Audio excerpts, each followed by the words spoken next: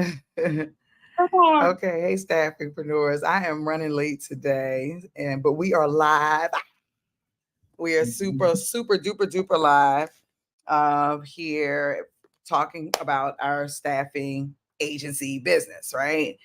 For people who are looking to start a staffing agency business, people who've already started a staffing agency business, this is the live stream you want to be on. And I'm so super glad you're here. I have some people in from my class, and they're here with me every week. This is their class. I typically don't go live with these classes, but I've been going live so that one, to promote our workshop. And this week is the last week that the idea of DC is going to be open, because we still like haven't moved forward. So I don't know if DC is not. I know if I open this thing back up to Dallas, everybody will be back in Dallas. But you Yep. already know. Dr. Castle said, mm-hmm. Mhm. But I'm trying to get the East Coast some love, just a little bit of love. I don't know what's going on with the East Coast these days. Um, so until we actually decide, okay, we're not going to do the workshop, that's where I'm going live. And so I'm excited to be here. My name is Dee Williams. If this is your first time here, everybody in my class, y'all know me. uh, but I want to say hey to everybody here, and everybody who's watching the replay. Dr. Castle Gavita's here, Anthony and the Cat's here as well. And I really want to say I appreciate you for being here, and we're going to open up this class. Now, every week I go through reminders, but this week I'm not going through reminders. Okay. Good morning, Janice. Make sure y'all say y'all mornings, please. Make sure you greet yourself as you come in. This morning, I'm not doing reminders. I was talking to one of the staff entrepreneurs, and she's like, every week we do the reminders. I'm sick of the reminders. I said, that's because people forget to do the reminders, right? They don't actually implement them. And so I want to make sure that it's something that's remembered. Are you putting it into play? And she's like, so I'm like, that's why. So today I'm not going to do reminders, although I'm sure they will end up like actually being in there. I'm sure they'll end up being popping in there. But today I won't do reminders. Today I'm going to focus on one, getting your questions if you have them. Y'all been quiet. So if y'all don't ask the questions, then I'll go ahead and utilize the time for things that I think that you need to know in your business, right? So that two, we could also go through the checklist, because those are the things that you need to actually bring your business to life. So I'm going to open the floor up with my class and anybody online who has questions about setting up your staffing business. This is the place to ask the questions. Good morning, Pat. And I appreciate you for being here. Hold on one second. AD. Hey, Ebony. She said, hey, D, just stopping by to say hi. I always get something out of your videos. Hey, Ebony, thank you. I'm just getting back off of travel. And, it is, I love doing the things that I love. Don't get it wrong. Don't get me wrong. I love the work that I do. I love being able to go around and meet other staffingpreneurs and help them flush out their ideas and bring their business to life, help them actually implement things. Because like sometimes I think watching it on a video is one thing, but actually having somebody to sit next to you and to go through those things with you step by step by step by step, that's very important, and so that speeds up the process. That helps you get more understanding. It helps give you the momentum that you need in your business to really take it to the next step. So I always feel super blessed when I'm actually able to physically go out, sit with a staffingpreneur, and help them build their ideas out, put their pitch together. But in the process, I'd be like, so I'd be tired from traveling and all of that stuff. So anyway, y'all know me. So that's awesome. Any questions on the floor? Oh, let me open my floor over here. Good morning, amazing morning, everybody. Any questions? I'm actually gonna go and pull up the checklist, the electronic checklist, and I want to go through and make sure that you all understand the things that you should be going with. Now, this checklist is going to probably take more than an hour to go through, so you're probably not going to go through the entire checklist, but I'll go through pieces of the checklist. Then y'all can ask any questions that you have. And maybe that will spark some of the questions that I think you already have, that you don't know you have, that you think you have. Okay, hold on. let me get the checklist out first. And then, because I was really just thinking of this idea. I was like, like I said, one of the staffpreneurs was like, D, I want you to do something. She didn't say she wanted me to do something different. She just said, all right, I noticed, I know the memories. I'm like, okay. All right. Master checklist. There we go. All right. And I think this is actually somebody's checklist, not I gotta make sure this is not somebody's checklist. And this is my checklist. Whose folder is this in? Okay, this is mine. Perfect. All right, great. Now I can share my screen. All right, perfect. Amazing morning, Jachesh. How you feeling? Okay, perfect. I'm gonna share my screen right now, so you can see. Okay. All right, y'all. Give me 1 second. Okay. Can y'all see? I think you can. Dr. Cat, Davita, and the cat, can y'all see? Pat, can y'all see? Say yes. Yes. Okay, perfect. Okay. Yes. All right, perfect. So this is our checklist. And this checklist is my master checklist. So I'm going to uncheck some things on here that I've probably used in training. These are the things that you want to make sure that you have so that you can ensure the foundation of your business is set up, that you're actually setting up your business, right? Most people think that the setup is not happening, or that they are set up, but they're really not. They're really not. And to be honest with you, I'm scared to put this video out. Who cares? I'm in a different direction anyway. So if you're in my class, if you're one of my students, you already know the first thing you should have is your website intake form, right? That's the first things first. And that's so that we can set up your brand and make sure that everything, your brand is set up properly and in compliance. Do you have your business goals, your financial goals clearly established, right? Are they defined? Many of you are going to say yes, and it's going to be a lie. Okay. And you have to have really clear business goals. And there's a process to do that, right? You want to really define your goals. What do I want to accomplish? What type of impact do I want to create? So your business goal is almost like your impact goals, right? Your business impact goals. That's probably a better way to say it. So what type of impact goals do you want what do you want to impact? What type of impact do you want to create on society? It's very, very important. Okay. With your business. All right. And then your financial goals. Right. And I don't know, I didn't see goals here, but this is budget established, but you should also have your financial, oh, right there, financial goals. Your financial goals. Let me make this a little bit bigger. There we go. Financial goals, and then a budget. So at this phase, you might not be able to create your budget, but once you have, but later on, that's why it says phase one. You just want to set the field up in your space. And listen, when you do these things, you want to make sure that you have them written down somewhere. If they're not written down, they're not real. Everybody says that they're doing something, but if they're not written down, they're not real. If they're not written down, they're not real. So in my community, we actually have a drive where we put everything in and it's all goes in its place. Some of these things should be reflected just for you as a business owner. Some of these things will be shared with you and your internal team. And then some of these things will be things that you share on your website and your marketing materials and different things like that. So it's very important for you to start your business out in the most organized way, period. All right. You want to be as organized as possible, as organized as possible.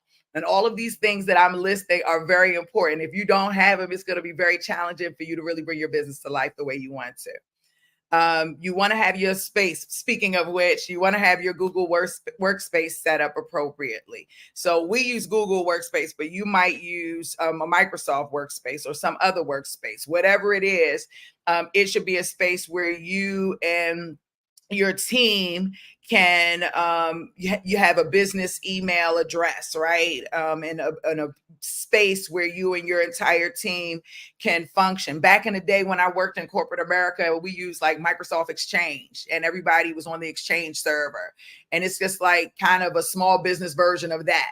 And so I purchase Google Workspace. Like, again, some people purchase Microsoft, but that's what I purchase. And that's where I get our company emails. And that's where I believe you should get your company emails too. And they didn't pay me for that, but they should. Cloud storage. So when you get your Google Workspace, it's going to open up the Google Drive, right? And the Google Drive, when you have teams, when you have people working with you, it'll open up a shared drive. I think it might open up the shared drive the moment that you open your Google Drive, but I'm not 100% sure like that. But you really want to use your shared drive, because that's where you and everybody on your team will be able to communicate effectively. And I think you'll be able, it should activate, because if you do your email addresses the way we have you set up on your website intake form, where you have your first name and the other one your info, then it'll assume there's more than one person in your organization, and that shared drive section should come up on the side of your Google. When that comes up, that's when you want to put all your folders and different things like that, and organize your digital workspace the same way you would if you had a file cabinet physically, right? You're going to go through your digital workspace and create your digital workspace so that you can make sure that you're organized. One of the rookiest things that I see a lot of times with my staffingpreneurs is that you all are like just saving things on your desktop. Like, don't do that. Stop it right now. Or just putting it right in the downloads folder. Don't do that. Like, everything goes in a folder. Everything has its place. Everything goes in a folder. Everything has its place. Everything goes in a folder. Everything has its place. If you're an entrepreneur like me, you have more than one business, or you may have more than one brand under your one company. Your digital folders should represent that. You should be able to go into your folders and go to each company. Like, I can show y'all. This is not a part, but like, if you go to my documents, you can see all my businesses and my brands. So that's how my folder is set up right off the gate. And then when I go in, I'm able to go in and see different things that are happening in my business based on how I use the business on a consistent basis. And depending on when I started the business, because if it's a newer one, it's super organized. You know what I'm saying? If it's an older one or something, it's just an idea that I haven't put out yet, then it may not be as organized. But as you can see, I'm very much so organized. I can tell you where things are. I can tell you how they're structured. And like all the courses, all the course material, you should be extremely organized in your business. There's no excuse for you not to be, right? You're about to run $1 billion business, whatever your financial goal is up here. I want my business in 5 years or 10 years to be $100 million business. What does the owner of $100 million business computer look like? Okay. Because remember, when you're in this business, you're not the employee anymore. You're the employer. And those are two totally different versions of yourself. You're showing up differently as an employer than you are as an employee. Hello. I know someone felt that energy somewhere. I might have to repeat that. I might have to get my little TikTok up into this joint. I might have to repeat that, because a lot of y'all are showing up as the employee when you are the employer. All right, make sure you have a company name. I got to talk to y'all about the company name really quickly. Please don't put staffing in your business name. Your business name does not have to be literal. Your business name should really represent, I should record this on my computer. Let me see if I can record this, because I'm having fun. When I have fun, I do such a great job. Let me just see. Recording in progress. Thank you, girl. Okay, perfect. Keep an eye on the calendar on the time right there. Okay, so when you do your company name, your company business name. You don't want to put staffing in it. Your company name does not have to be literal. Okay. It really can be, that's all I'm going to say about that. It doesn't have to be literal. You don't want it to be something that everybody has. Don't be afraid to create your brand.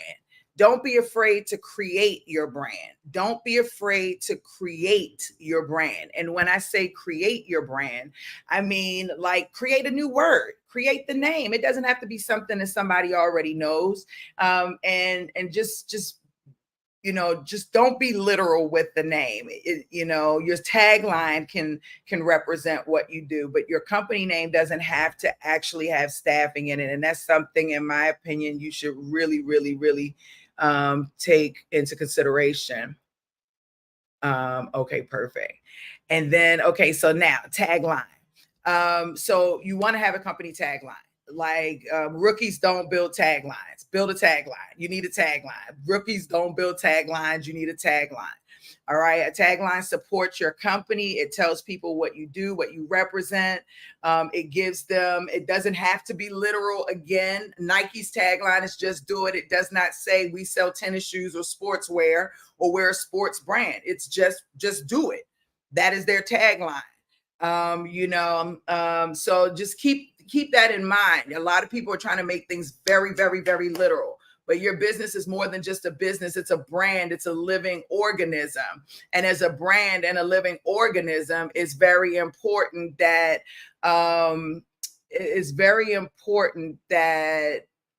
you that you see your business as something more than just the words on the paper or the thoughts that you have in your head, but something that you're bringing everybody into, right? Something that people are actually going to experience on a consistent basis. And so Nike says we're a sports brand, but what they want you to do is to get up and move. They want you to execute. They want you to do it and wear their clothes at the same time. They want you to be motivated. Like they thought about their brand and who their target market was and what drive them, right? Think about those things when you're building out your tagline and when you're building out your brand. Okay. That's very important. All right. Hey, Dr. Rice, it's glad to have you here. You need a well-defined niche. Speaking of target market, you need a well-defined niche. If you don't have a well-defined niche, it's going to be very hard for you to figure out where you're going to go. You're going to be sitting there in the beginning. You're going to be like, okay, what do I do? Where do I go? Who do I call? Who do I contact? What do I say to them? You're going to ask all of those questions. And that's why in our class, if you're in a class, you have your niche overview worksheet. Your niche overview worksheet is your playbook. Many of you forget your playbook. You should have it out, especially in the beginning of your business when you're starting to reach out to people. You shouldn't be thinking about things all over again if your niche overview worksheet has been created, right? So you got to know who your people are. You got to know exactly what's important to them so that you can create strategies, so that you can start conversations and really be able to connect with your employees. With your clients and your candidates on a totally different level, because you're going to be reaching out to them. And if you don't understand what they want, who they are, it's going to be hard for you to really bring your business to life. And for some people, they come into the training program, they haven't created the business name. It's just an idea for them. I like that a lot better, because then you can start with the niche overview worksheet. And then from there, and you start to understand your audience better, you might be able to come up with a name and a tagline better. But if you already have a company name and not a tagline, and then you do your niche overview worksheet and you understand your market, then it might be easier for you to create your tagline when you see the consistency and what's important to your clients and your candidates. Period. Next, your mission and your vision. And I actually should put that backwards. I'm going to put vision, VISION, and mission, because that's how I really love it. So we did your impact goals. We did your financial goals. Now we do your mission, your vision, your mission. So you need a vision. And I don't mean a fake vision. I don't mean a vision that you just type into Chat GPT and have him write it up for you and you say, bam, that's my vision, because that's not going to help you sell the company the way you need to. It's actually going to create a major disconnect for you in how you do things.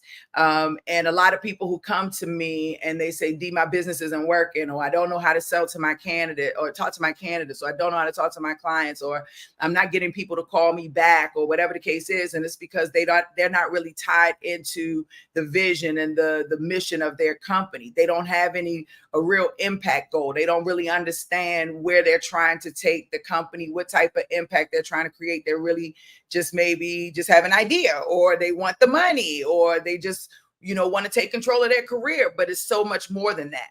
Those things are the byproduct of what you're actually building. And what you're actually building is a living entity. I won't stop saying that. You are creating, you are creators. Okay. And if you understand that, then you can't skip parts of your business. You've got to create the entire business, and you've got to create it piece by piece by piece with love and care. I wish I could create my dream guy like that. Fingers crossed.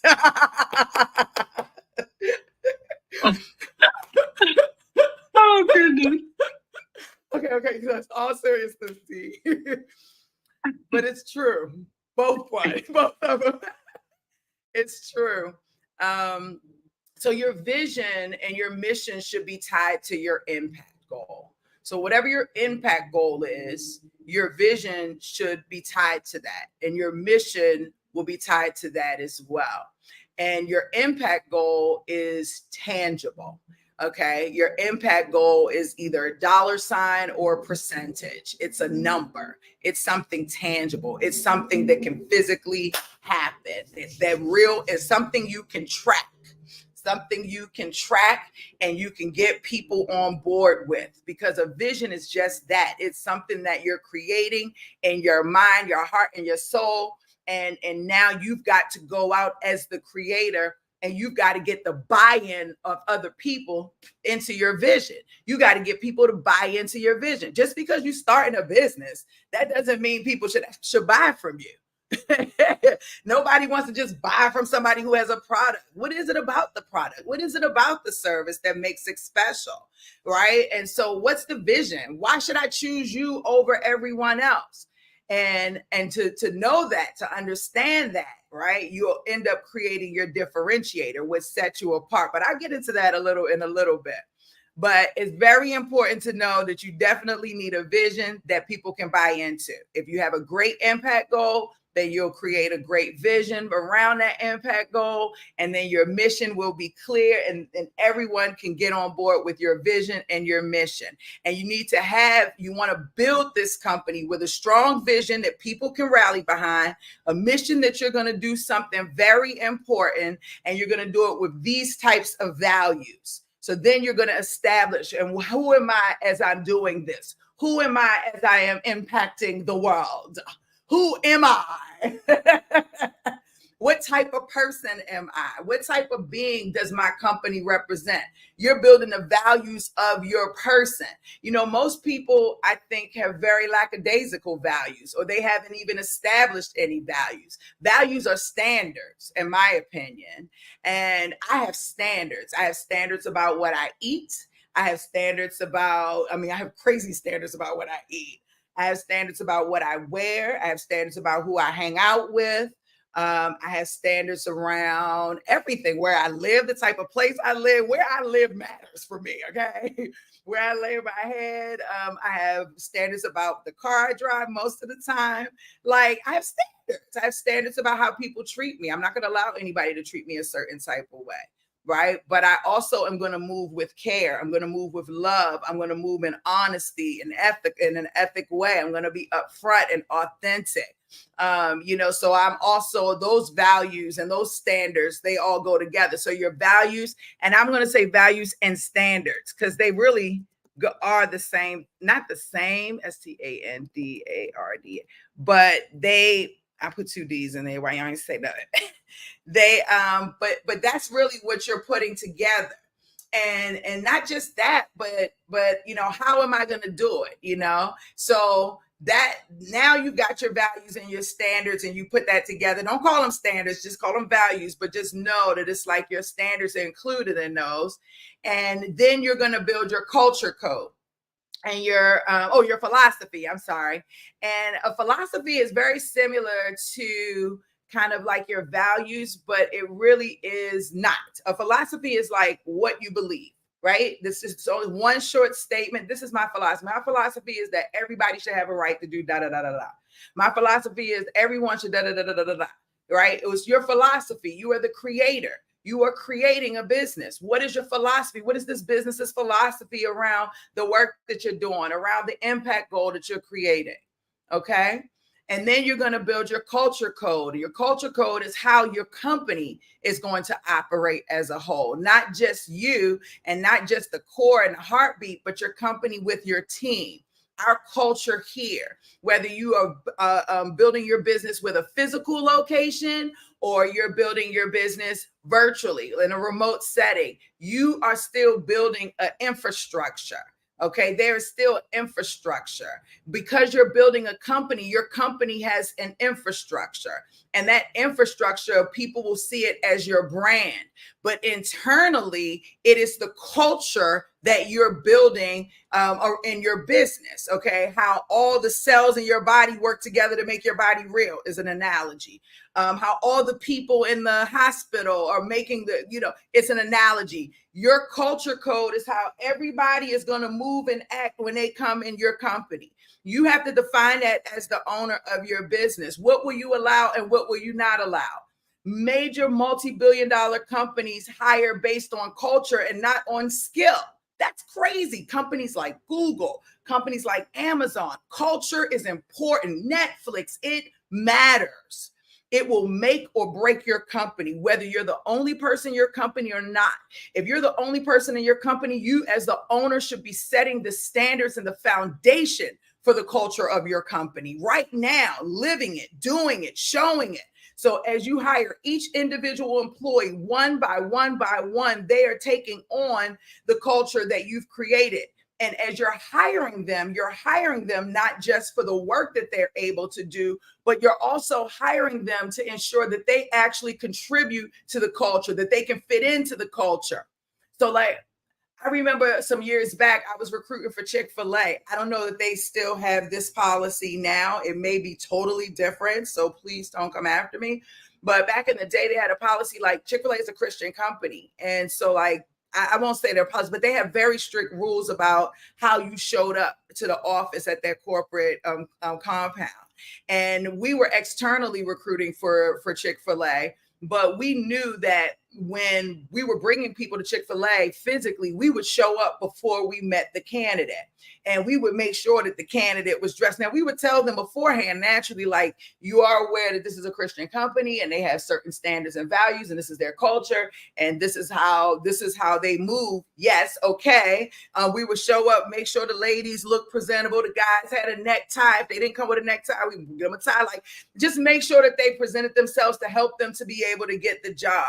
That culture is important. There are companies that thrive. When you go to Chick-fil-A, I don't eat chicken, but I hear all the time that the way they greet you is crazy, like something that just makes your day when you go through the Chick-fil-A line. I don't know much about that, but every time I turn around, someone says, man, hold on one second, they're being so nice to be at the Chick-fil-A line. They have some special greeting, and it's in their mission or their vision or their culture. If you go to their website, like, it's a part of their culture that we greet people a certain type of way. So what type of culture are you creating within your organization today, for today and tomorrow? And I'll end off with this: the type of culture you create in your company today, if you don't create one, if you build an organization without one, it will create its own. It will create its own. And that culture could be very toxic, very hostile. People may not want to work there. You don't want something to organically be created in your company, not when you're taking all this time and this money and this energy to invest into building this thing out and bringing it to life and making it real. Like, this is the only thing that you can create in the world, in my opinion. I mean, a business that you have total control over the creation of it. You can't do that with your kid. When you're having sex, you can't say, I want him to have blue eyes. I want him to sing like Beyonce or play Cinder's like, oh, it don't work that way. At least I don't think it does. Maybe I don't know. But but with a business, you can actually like go in and say, I want my business to have this look, this personality. This is our philosophy. This is the type of culture we're moving with. This is our vision. This is the type of impact our company is going to create on the world, because you want your company to create some type of impact. All right.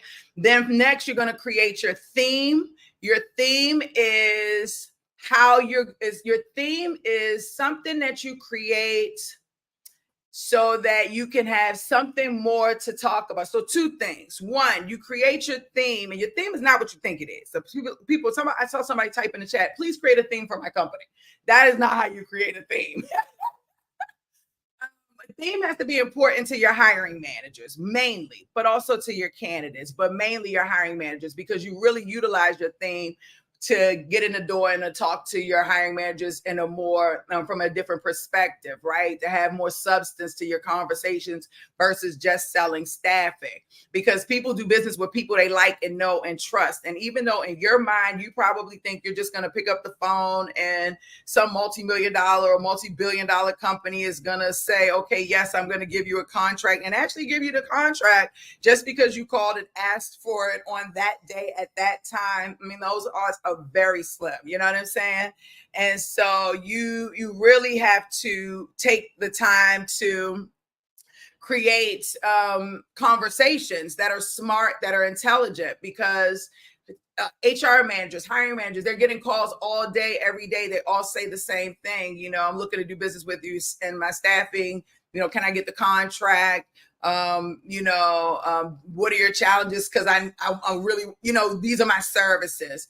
And because they like hear that all the time, they have kind of like created this recorded response.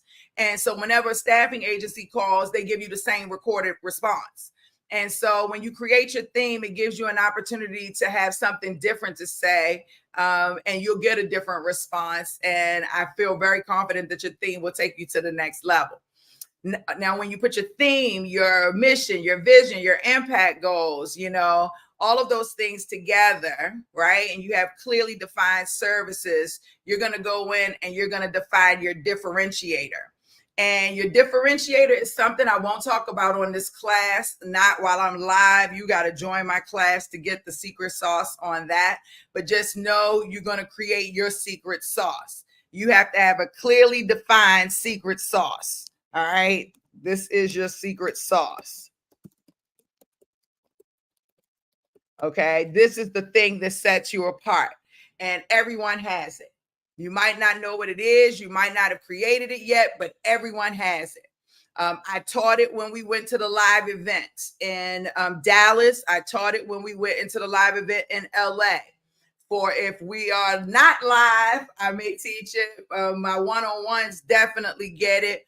But the differentiator is important, because somebody is going to ask you in real life, why should I choose you over the next staffing agency? Why should I choose you over the next business? You have to have something to set you apart and that makes you different.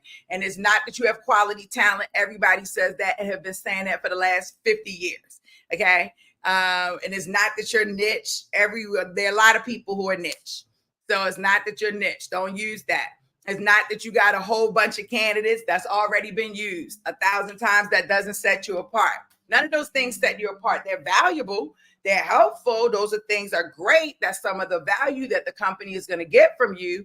But those aren't your differentiators. That is not what sets you apart. That is not what makes you different. That is not what helps you stand out. I'll tell you that your impact goal is one of the things that is a starting point for you in creating your differentiator, where you're trying to take the company. But I just want you to understand that your differentiator is what sets you apart, what makes you different, why somebody should choose you. And they are going to ask you, why should I choose you? Why should I choose you over every other staffing agency that's calling me, that's talking to me the same? You're going to be able to say, oh, I can tell you why. This is what sets me apart. Okay. So next, I'm going to stop for a second. I'm going to stop because it's 8:43 and I want to check for questions. Mobile. Oh, wait. Okay. Standards are a must. That's right, Dr. Castle.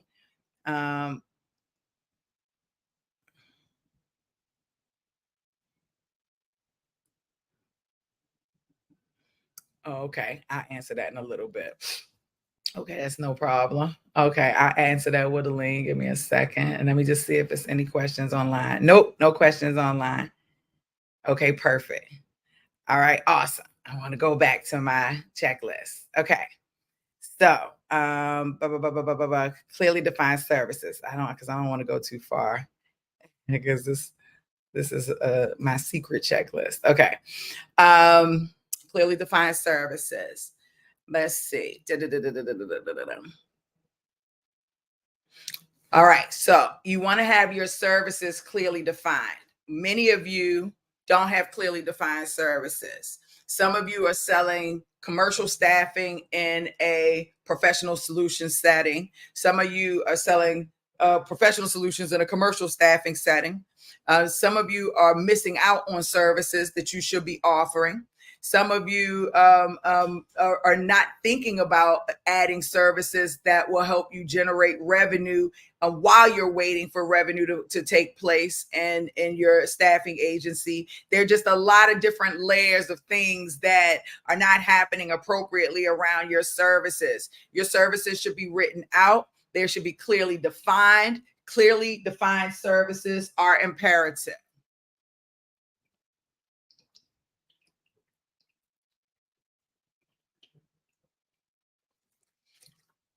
Okay.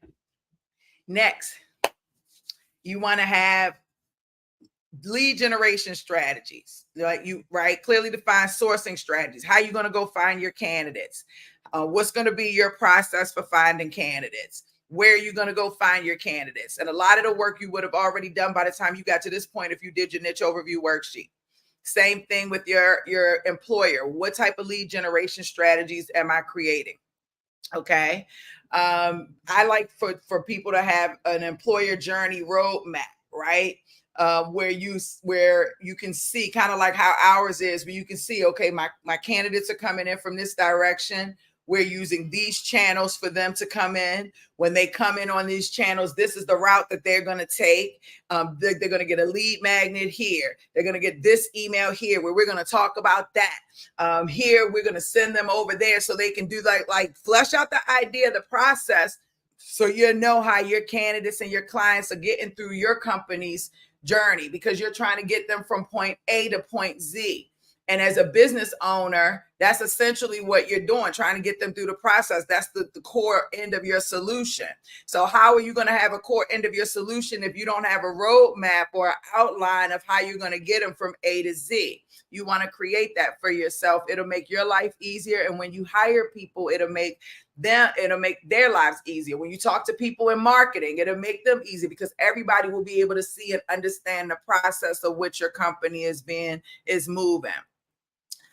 You also have to do an internal employee roadmap. So internal employee is totally different, right? Because now you're talking about how you're moving your candidates internally, your people internally. How are they moving through different parts of the business? I don't believe you should have to have all of these created before you go in regards to your internal, because your internal will be created over time as you are building out the business. But you do want to have an idea of like, okay, when we get a job order, then this person inside the company gets the job order. Once they get the job order, they're going to process it here, and then this company gets the job. You know what I'm saying? You can do 3 easy roadmaps, but just sketch it out, and then you can give it to somebody online, and then they can make it pretty for you to have in your business and share. I would encourage you to have them finish it in PowerPoint, maybe some type of PDF, so that you can share it appropriately. We did that. They clearly define employers, okay, internal, okay, clearly define pricing. So when you have your services, you need your pricing. How much of what are you charging for your services. Okay. How much are you charging for your services? That's very important. Some people call around and they get insights. Some people try to figure it out. There is a standard pricing that the industry goes by. We teach you that here at Staffingpreneurs Academy. However, if you go higher in pricing and you can get those contracts, do it. The thing that I see the most that hurts people is that they go lower than what they're supposed to, or they allow the hiring manager to set the pricing structure and model up for them. And I think that's dangerous as well, because a lot of them don't make a lot of profit because they don't really understand how to structure the pricing. So it's very important that you structure your pricing appropriately, and then also get and also have your pricing sheet designed. An internal org chart. We created the culture above, right? We created the culture. So now what does your organization look like? What does this, like outside infrastructure or exterior? That's your brand. Infrastructure, interior, that's your org chart. So what does that look like? Where does what department is everyone in? How many departments do you have? And I'd like to create my org charts at a 5 or 10-year view. For me, everything is a 10-year outlook. That many things will change, but you got to have the vision right now. And so I create my org chart. What does my company look like in 10 years? What departments? What do I want to have done? What departments will I need? What people will I need?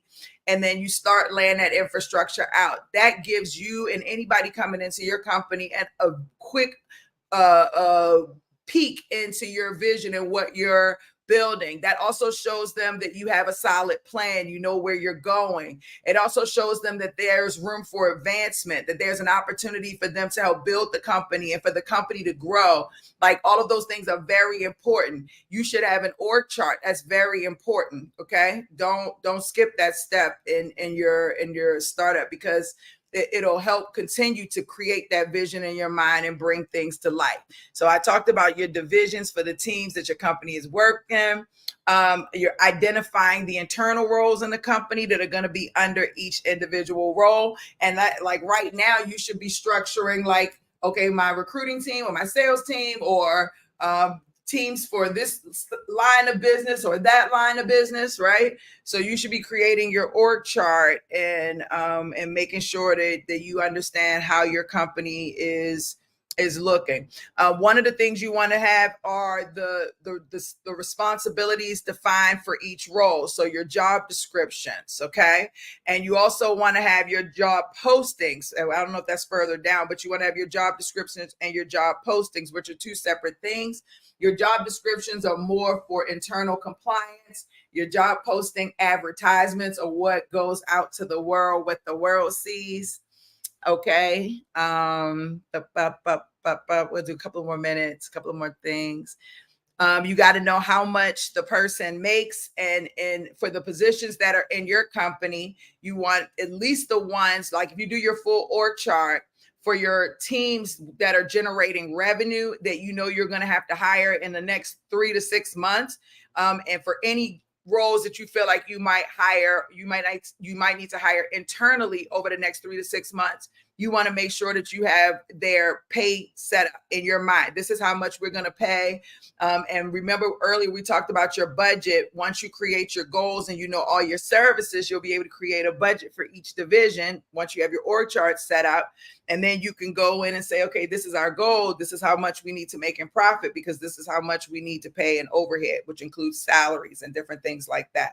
And so, needless to say, you want to have your salaries and your comp plan structure for your internal roles. You want to know what they are for your external roles as well. I would try to memorize them as much as possible, because if you're doing bill rates on the fly with your hiring manager, then you have a good idea of what's your ideal number that you want people to come in at.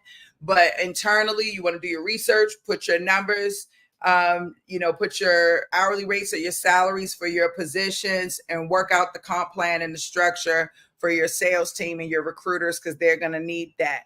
Okay. You also have to have for your internal roles the process, SOPs, standard operating procedures for each role. So you want to make sure that's fully done. If you do it now, you'll thank me later. If you wait and you do it later, you're going to say, I wish I did it when Dee told me to do it. Because when it's time to hire, it's like overwhelming trying to get everything together all of that one fell swoop. If you're at the beginning of creating the process, it's so much easier because you've taken time aside to do it now. Once you start hiring, if you need to change things or edit things, it'll be small changes and edits. It won't be big changes and edits. It'll be small because you've already done the work. And so you want to go ahead and get your standard operating procedures written out for your team, for the immediate team now. Very, very important. So I'm going to stop so I can just make sure I don't have any more questions. Hold on 1 second. I've been talking a lot. Do y'all have any more questions? No more questions? I must be doing good. Okay. Y'all have any questions about the setup? Like, how do y'all feel? Have most of you gone through those things? Let me ask that question. What are you missing? What part do you feel like I think I need to work more on? Floor is open. Anybody? Am I on mute? No. Just making sure. No, we can hear. Okay, just making sure. Sure, I don't know. Don't be shy. This is the setup class. Y'all trying to get out this class and get in a running class so you can be running your business.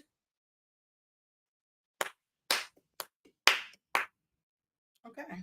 Well, everybody's got it together. Y'all don't need me here today. All right. Well, y'all don't need me. I'm going to go ahead and close the class down. We need you every day, but okay. Well, I don't know. What? That's no questions at the moment. Okay. Maybe our questions is not for this setup class. Yeah, not well, then y'all then run it class. Okay, so this is your last setup class. No, not for I wouldn't say that, but that's why we're here. That is why we're here. So this is for setup. So if you're here, we want you. These are the things around setting up your business. But there is a point where if you don't have any more setup classes, there's no reason to come. Go to the running class, and you're out of the setup class, and that's totally fine. That means you're fully set up. You're ready to go. Bam, bam, bam, bam. You working. You know. Then that's okay. That's a graduation. That's a big deal. Nah, not ready to graduate yet. I'm just gonna keep my legs in both classes. Oh my God. Oh my God. Come on, Veronica. What you got for me? What kind of questions? Okay, Nakat, what is factoring? How does it help? Factoring is we use a factoring company to cover payroll, right? To help cover the cost of payroll and the cost of running your company. So factoring, what they do is they take a piece of the contract, they take your contract. So they only, that you have to generate a contract. So let me start there. So you have to have had a signed contract with your employer company. When you have the signed contract with the employer company and you start running the payroll, the factoring company will give you 90, 80, 70, I don't know how much, 70 to 90% of the amount of that contract for you to cover payroll, for you to cover expenses or what have you. And then when the employer signs the remaining or pays the check, the invoice that you send, then they will take their fee out and then pay you the remainder of the contract. So, if you don't have money to cover payroll, then factoring company helps. Or if you don't want to use your money to cover payroll, then a factoring company helps. And when I'm talking about payroll, I'm not really talking about internal payroll. I'm more talking about external payroll, like payroll for your contractors. Even though you will be able to use it for internal, but you won't be able to use it for internal unless external hiring is happening. So, because you'll use the majority of it to cover the payroll. And then the remainder, your payroll for your people you have on staffing, and then your remainder goes for whatever you're going to use it for. But if you have internal staff, you could probably cover that too. And then the remainder might be the profit, that you have like app, that you might have. So was that helpful, Nakat? Was that helpful? Is it safe to go with them? I mean, companies do it all the time. I don't use EORs anymore. I don't feel like they are ethical, or the ones that I've worked with. I haven't found one that I feel like I'm just very skeptical. I've had a lot of bad relationships with employer of records, but with factoring companies, I found that my clients make more money. They get more of their money. It helps them to be able to run the business better. I mean, they don't have to use their funds. And sometimes my clients don't have the funds, to kind of like put that up right off the break. And so if they don't have the funds, then if they can get the contract, which most of them do, then you can just, use the factoring company to give you that money up front. Because the thing is and not necessarily up front, but to cover the payroll costs. Because the thing is that company may not pay you for 30, 60, 90 days, right? They may not pay you for an extended period of time. And so if they're not paying you, then you're going to need to pay your employees. So if you're going to pay your employees, that's a great way, that's a good way to do it. So that was a good question.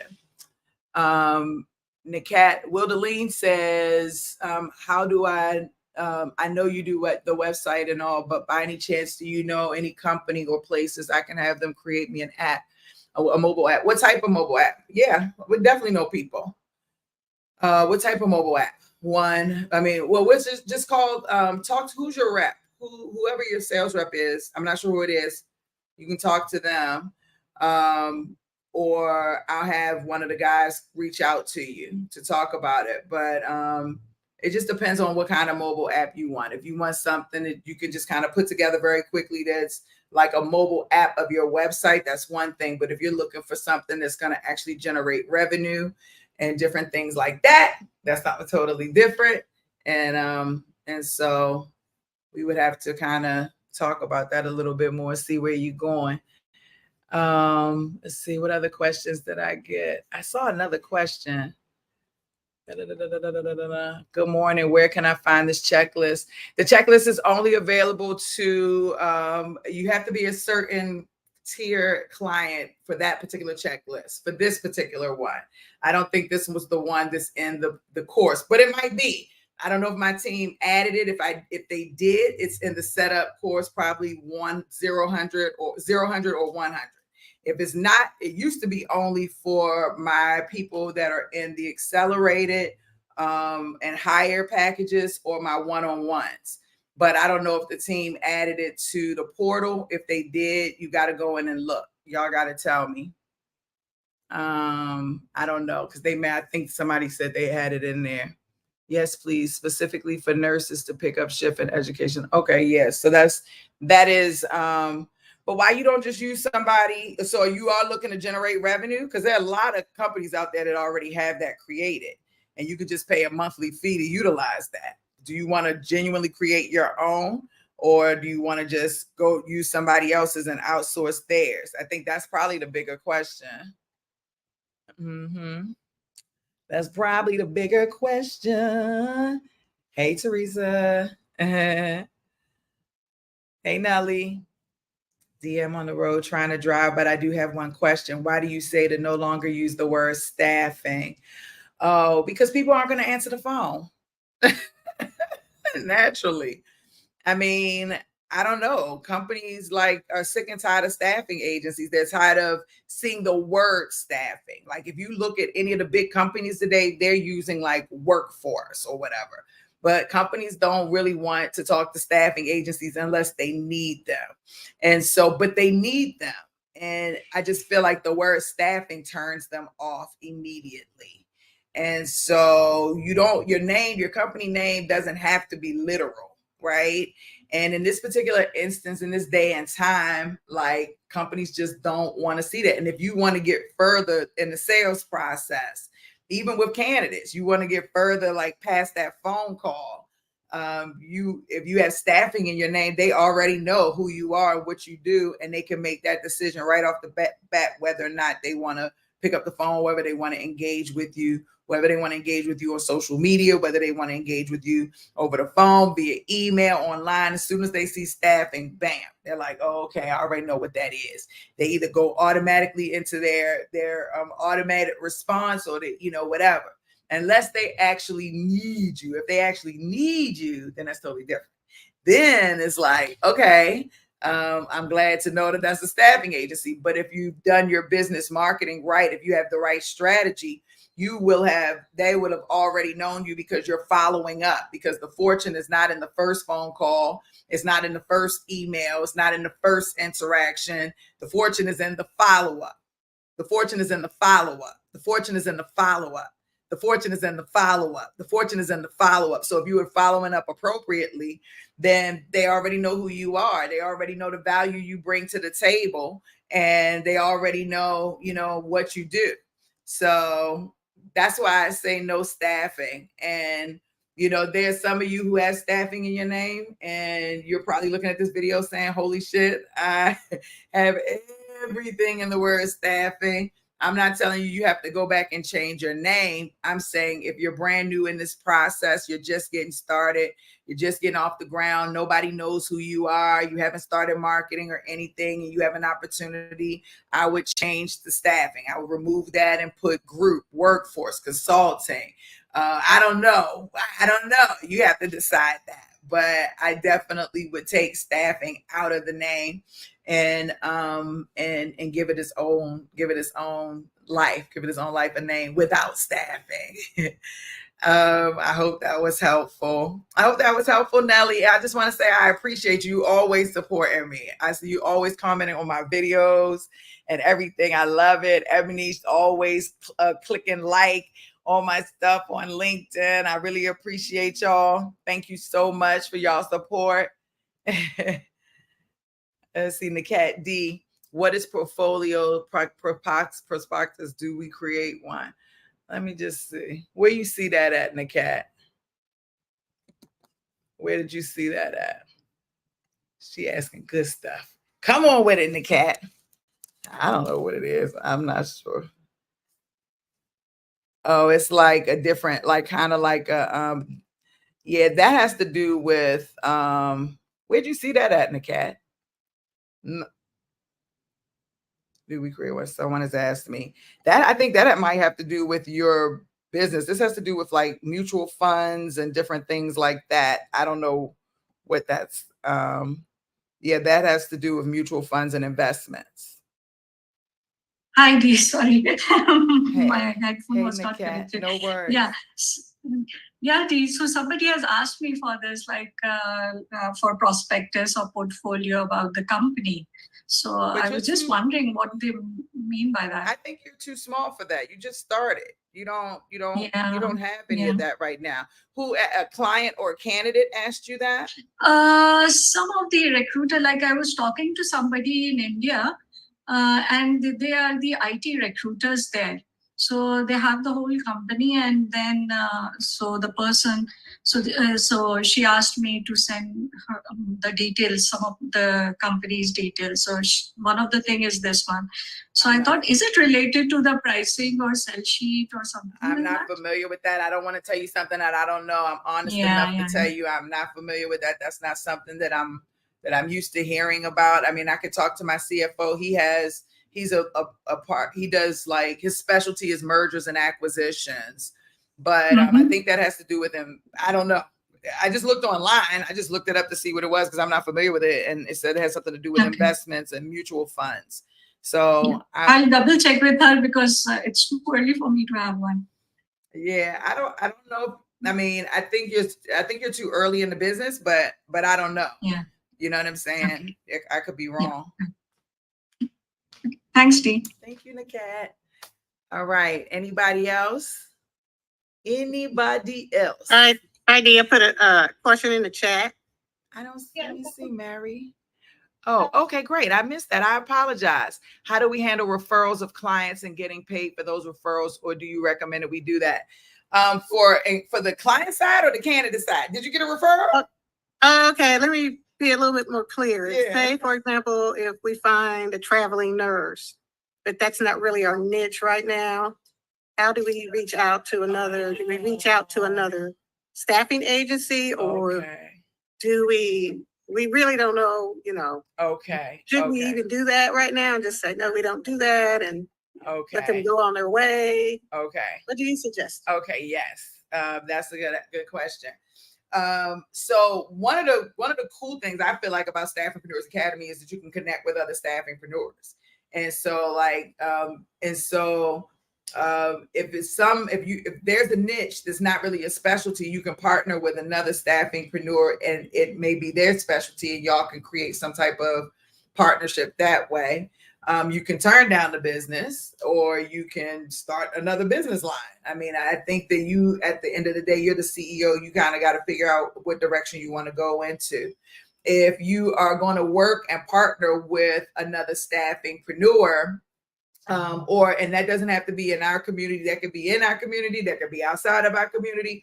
But if you're going to partner with another staffingpreneur, then one of the things you may want to do is figure out what would be your terms? What's going to be your terms, right? Are you going to do for your direct hire? Is it going to be 30-40 or 70-30, 50-50, 60-40? Will you get the majority of the hourly rate if it's an hourly rate, or will you get a percentage, or is it a flat fee per referral? I think you have to define what your referral program is and then find people to work with and then adjust your referral program or create layers to your referral program as you connect with people. Does that make sense? Because they may already have their own referral program in play. Right. Yes. Yeah. Yes, it does. Yeah. Thank you. Yes, you're welcome. I love that. Dee, Okay. one more question. Yeah. So Dee, if for example, if we are outsourcing the candidate from somebody, so what is the standard share will be if they are finding out the candidate and then they are giving it to us and then we present it to the client? So what should be their share? What should be their share? Is this for direct hire? What is the standard form? But is it direct hire or contract? Can you please tell us both? So again, I feel like this is something you should probably negotiate because those rates have fluctuated over the years. But you might have because at one point it was 70-30. I did say it actually, 70-30. I actually did say it. If you're doing a split with another company, it could be 50-50. So if they're bringing the candidates and you have the contract, you can do a 50-50 split. Or if they're bringing the candidates, you can give them 70% and you get 30%, or you get 30%, they get 70%. I think that you have to, y'all have to sit and talk and kind of figure out what that's going to be, right? Some people would say 50-50. Some people say 70-30. Some people say 60-40. So what do you feel comfortable with? But Dee, we will be giving the tax as well over here, isn't it? For your direct hire? Yeah. I mean, you will be taxed on your direct hire fee for sure. But that has nothing to do with your referral, or that has nothing to do with the splits. I mean, they're ultimately bringing the candidate. You don't have the candidate. So you wouldn't have any money if they didn't bring the candidate. There would be no money. So if they're bringing the candidate and you have the contract, then we're making money. So whatever your fee is, you just got to remember you got to pay taxes on it. So if you get in the smaller portion of the fee, just remember you're going to get paid. You're going to get taxes on it. You're going to be taxed on the entire fee. Okay. So I think we should take out the tax first and then split it, right? No, it doesn't work that way. The splits don't work that way. Okay. So it is on the total amount which we receive of your placement fee. Okay, got it. Got it. Thank you, Dee. She said, I don't like that. But I'm telling you, the partner, whoever you split it with, they're going to be like, I don't care about your taxes. I got to pay taxes too. No, it's whatever that fee is. Y'all split that fee, however you're going to split it. And then they're responsible for the taxes on what they have accrued off the fee. And you're responsible for the taxes really for the entire fee, unless you work with your accountant and your accountant is able to show that you gave that portion away, and then you can reduce the fee. But typically from what I've seen, it's on what was received. Like that was, you did a partnership there. That's a split. I gotta go though. I gotta go into my sales class. I hope today was helpful. I didn't do reminders, but I tried to sprinkle the reminders in. Did y'all see that? Did y'all see how I tried to sprinkle the reminders in? Fortune is in the follow-up. People do business with people they like. You gotta produce. I don't know. I tried to throw them in there, but I just didn't do them in the way that I normally do them. I hope today was really helpful. I do want to go back though to some of my people that are here. The setup class is not meant for you to stay in it forever. That is something I will say from now to the end of time, right? It is really only meant to be while you're in that phase. And then your goal is to get out of the setup class. Your goal is to get out of the setup class and to be 100% in your running class and running your business. Okay. Once you have everything set up and your business is functioning, you're making calls, you're recruiting, you're selling, then you probably shouldn't be in the setup class anymore, because that means that you're set up. So that means you need to be going to the running class and all your questions are going to be there. You're not going to have any questions for the setup class anymore because you're set up. So you got to go to the running class. So don't be afraid to let go of the setup class. It is a move forward. It is a step ahead. It is a level up. I don't know how well that went over, but Davita said, yes, thanks. Okay. That sounds good. Yeah. All right. Listen. All right. Baby steps. Whatever. Y'all are crazy. Okay. The setup, the running class happens at 2 p.m. Eastern. So if you're in the run it phase, then I will see y'all during that time. I appreciate y'all this week. I was really sleepy when I started and my face was swollen, and then y'all came and showed me all this good love. Now it's not swollen anymore. Look at that. Look how y'all gave me that healing energy. This is what I'm talking about. I hope y'all have a phenomenal week. I hope y'all work in your business every day this week. I hope you put pure joy and love in your business. Go back, watch the replay on YouTube, watch or Facebook. If you're on YouTube, like this, subscribe. If you're on Facebook, like it, love it. Wherever you are, please engage with my videos. But I would encourage you to go back and watch it and make sure you have all of those things filled in. If you're talking about, I'm set up, I'm launched, I'm ready to launch, I'm set up.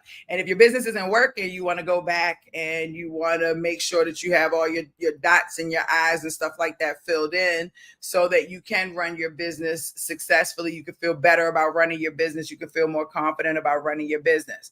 I love y'all so much. Before you hang up, are we having a launch class?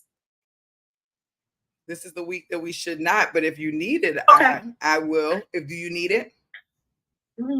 I don't know. I mean, I feel like I need it, but if we're not having it, I can just go to running class.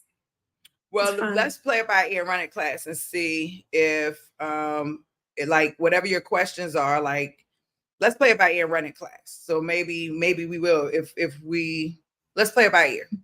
Okay, because I'm like the launch coming up on the 20th. I just want to make sure I have everything in order. Okay, thank you. Yeah, so that's what I said. Just say yes, I needed this. Say yes, I needed D. Yes, I need it. Okay, then yes, launch classes today. I need it. Okay.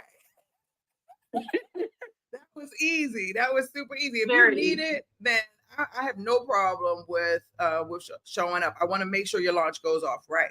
So yes, there's launch class today. All right.